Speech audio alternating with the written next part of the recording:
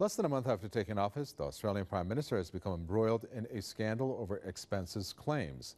Tony Abbott is under fire for using taxpayer-funded entitlements to take part in charity and sporting events.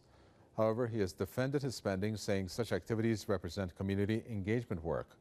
The revelation adds to the expenses controversy days after the Premier voluntarily paid back funds claimed for attending the weddings of two former colleagues in 2006.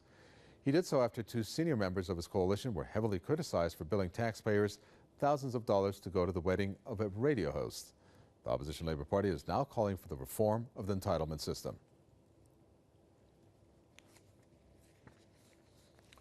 Let's talk with Anusha Menon, our correspondent who joins us from Australia. Anusha Menon, if we want to take a look at what has happened, I mean, in terms of attending community events, I'm sure there's some kind of funds that are set aside.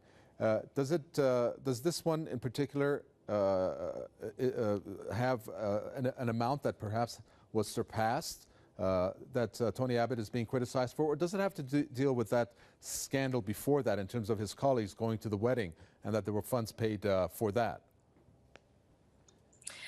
Look, the Prime Minister has insisted that his spending has been within his own entitlement and that the charity and sporting events that the money funded are essentially activities that represent community engagement work.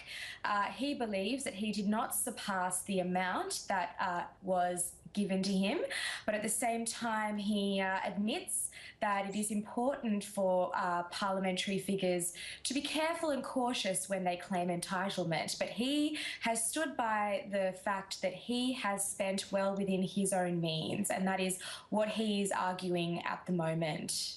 And do you think that his image has taken a hit, given the fact that it's less than a month that he's taken office and he's already embroiled in what is deemed as two controversies now?